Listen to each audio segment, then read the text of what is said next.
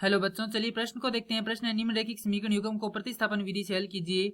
समीकरण दी गई है वर्गमूल 2x योग वर्गमूल 3y बराबर 0 वर्गमूल 3x घटाव वर्गमूल 8y बराबर 0। यह द्वितीय समीकरण है और वह प्रथम समीकरण है। प्रश्न को हल करें उससे पहले जो इसकी मुख्य अवधारणा है उस पर विचार करेंगे। तो इस प्रश्न के लिए जो मुख्य अवधारणा है वह हो जाएगी दो चरों के रैखिक समीकरण।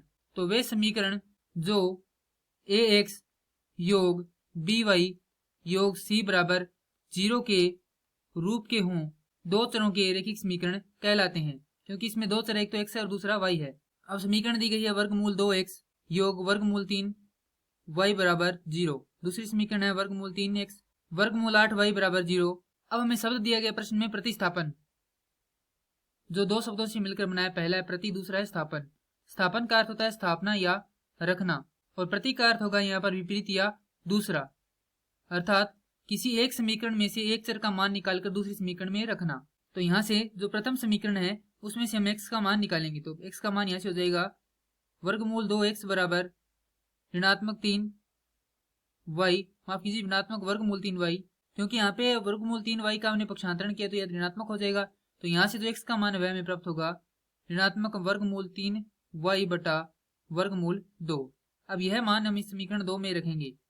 तो यहाँ से हमें प्राप्त होगा वर्गमूल 3, x का मान ऋणात्मक वर्गमूल 3 बटा वर्गमूल 2 y घटाव वर्गमूल 8 y बराबर 0। वर्गमूल 8 को हम लिख सकते हैं 2 वर्गमूल 2।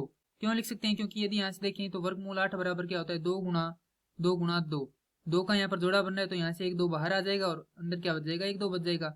वर्गमूल 3 का यदि वर्गमूल 3 से गुणा करते हैं तो हमें प्राप्त होता है 3। तो यहाँ से लिखेंगे ऋणात्मक 3y घटाव 2 वर्गमूल 2 y बराबर 0। यहाँ पर क्या आएगा वर्गमूल 2 आएगा इसके भाग में।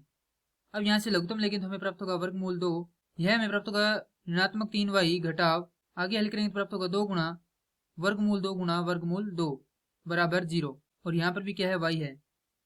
अब हल करेंगे तो हमें प्राप्त होगा यहाँ पर वर्गमूल 3, माफ कीजिए 3 ऋणात्मक 3y घटाव 2 गुणा 2 y बराबर 0। हल करेंगे प्राप्त होगा ऋणात्मक 3y ऋणात्मक 4y बराबर 0। यहाँ से होगा ऋणात्मक 7y बराबर 0 और y का मान हमारे पास यहाँ से प्राप्त हो जाएगा 0।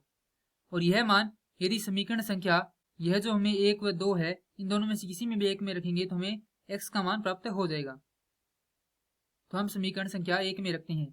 तो समीकरण 1 से समीकरण 1 में रखेंगे तो वर्गमूल 2 x योग वर्गमूल 3 गुणा 0 बराबर 0, क्योंकि y का मान 0 है। तो वर्गमूल 2x बराबर 0, क्योंकि यह पूरा पद क्या हो जाएगा शून्य हो जाएगा। तो यहाँ से x का मान भी क्या आ जाएगा शून्य आ जाएगा। तो इस समीकरण में जो प्रतिस्थापन विधि से हल ज्ञात हुए वह हुए हैं x बराबर 0 और y बराबर 0। मैं आशा करता हूँ कि यह प्रश्न आपको समझ में आया होगा। धन्यवाद।